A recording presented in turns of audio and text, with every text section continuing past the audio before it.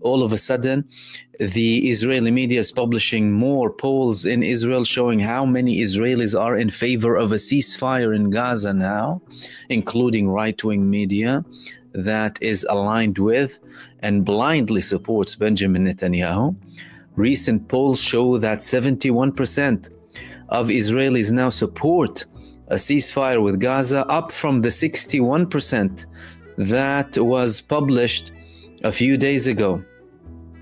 These things indicate that Israel is indeed looking to reach a ceasefire in Gaza. The reasons for that are primarily the grave defeat that the genocide army has suffered both in Gaza and Lebanon, despite many attempts to cover up that failure with aggression, mass crimes, and genocide against the Palestinian and Lebanese people through ethnic cleansing campaigns, war crimes, barbarisms, and atrocities beyond any human imagination. Now, that's the main reason, really and truly. The main reason is the armed resistance facing Israel. If there is no armed resistance, you can say goodbye to both Palestine and Lebanon.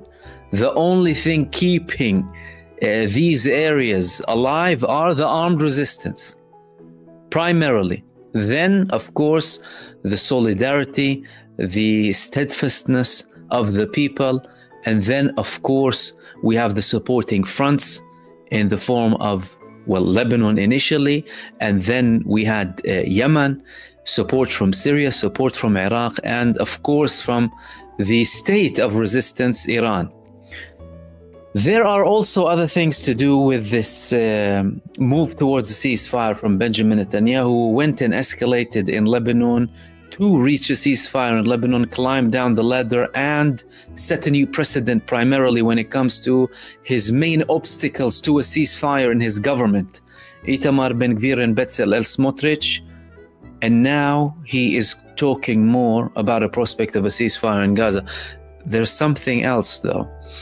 There have been reports being published lately that, contrary to some assumptions previously, that Donald Trump actually did not want Benjamin Netanyahu to reach ceasefire before he is in office in the end of January 2025.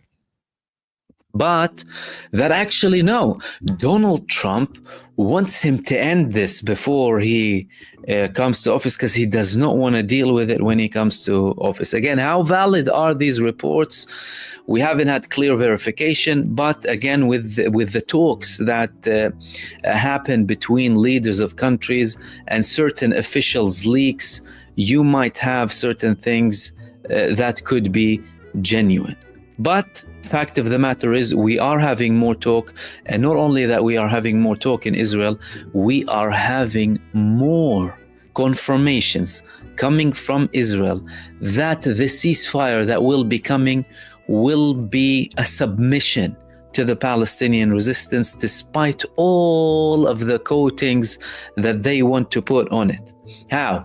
Well, the Palestinian resistance has 5 red lines: ending the war, getting all the people back to where they came from in Gaza, allowing all aid in, rebuilding, and having a just prisoner swap. And we're still having talks even in Israel about emptying the Israeli prisons from Palestinian prisoners who are being tortured.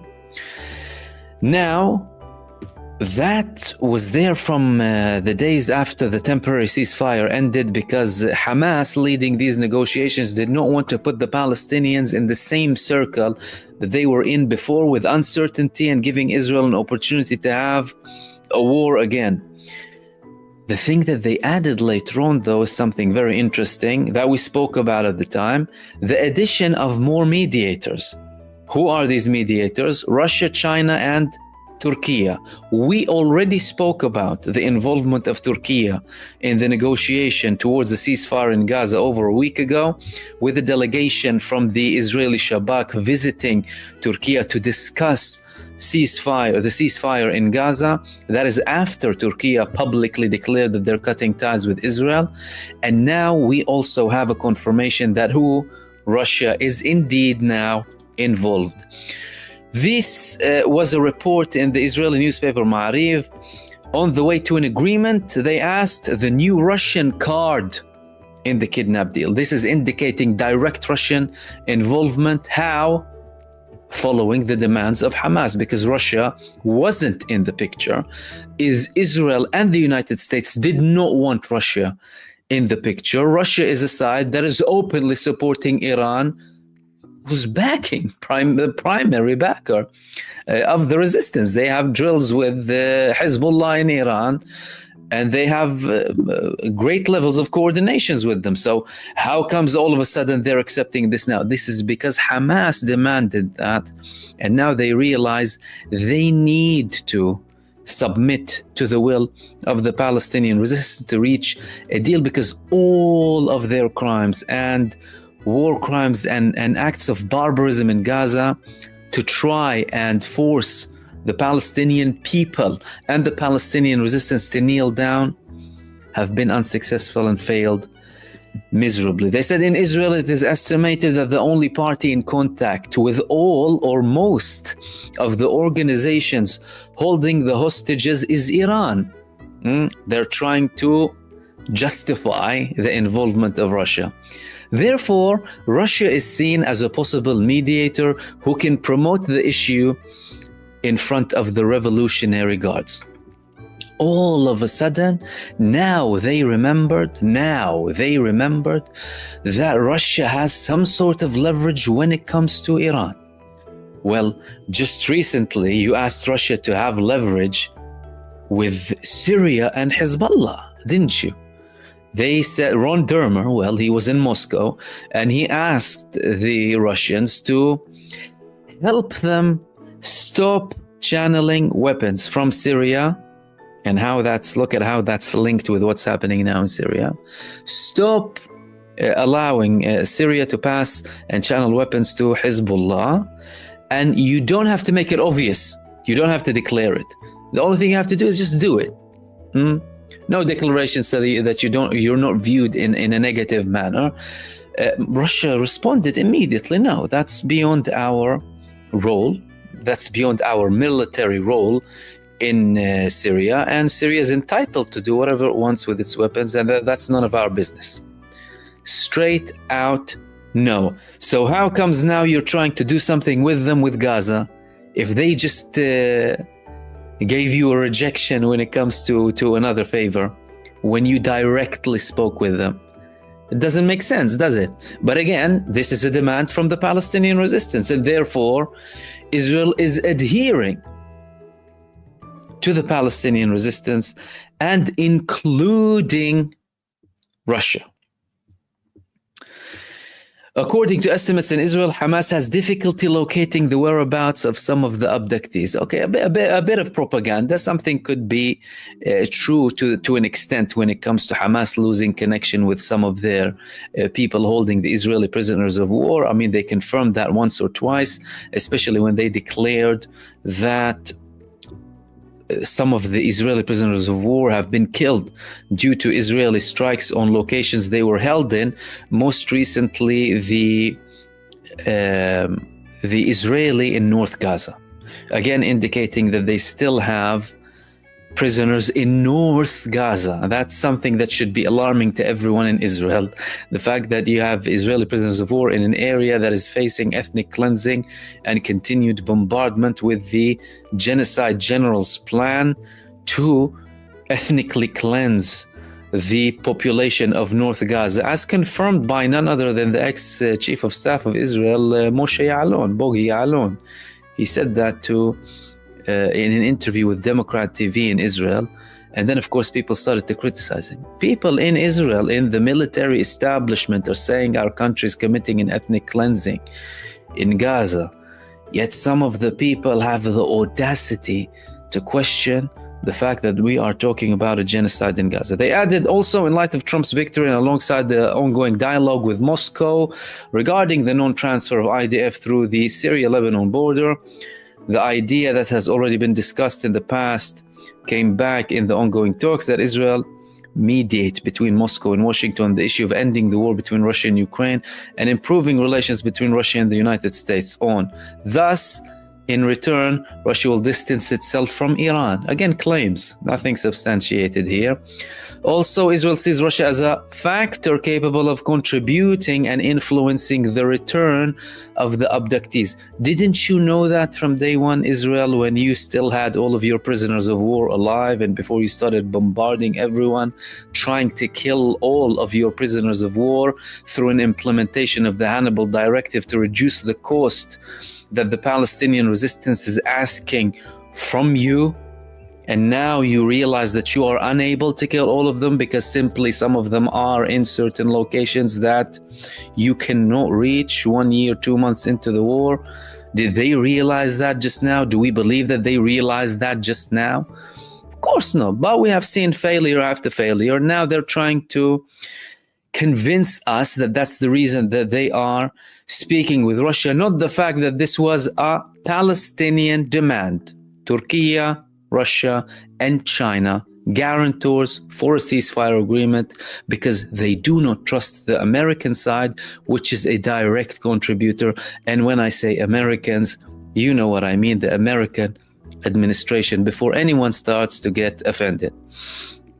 Of course, not the American people, especially the brave American people standing up for human rights and against these war criminals. They continued, we will remind you that this is after the ceasefire in the north came into effect, and now the pressure is increasing to reach an agreement to end the fighting in the Gaza Strip as well. Again, indicating that there is more internal pressure coming from Israel, and not just internal pressure, because it has always been there to an extent.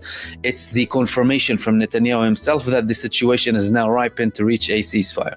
Now Benjamin Netanyahu is under double pressure. The Biden administration wants to record another political achievement before the end of his term, and the president-elect Donald Trump is also sending a message that he prefers to start the term when Israel's war with Hamas is over and there is no need to deal with the complicated issue. They're reporting this here, and again that could give Donald Trump a bit of support and backing, because he was promising everyone that I'm going to end the war, I'm going to end all wars. And there is confidence coming from him about ending the war in Russia. Now even Zelensky saying we are willing to give up territories in return for NATO membership. But the fact of the matter is Zelensky is openly admitting that he's willing to give up territories to Russia. So a big chunk of it is now already declared from Zelensky himself.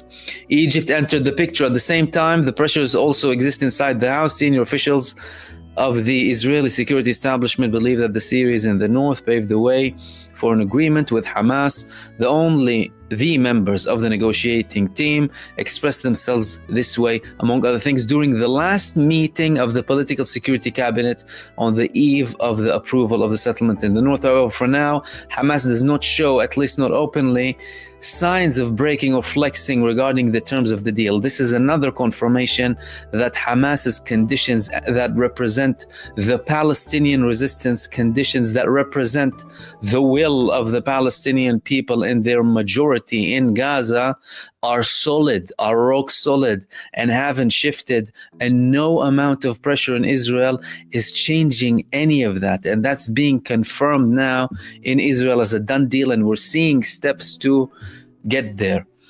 And continues to demand, that's Hamas, to end the war in return for the return of the abductees.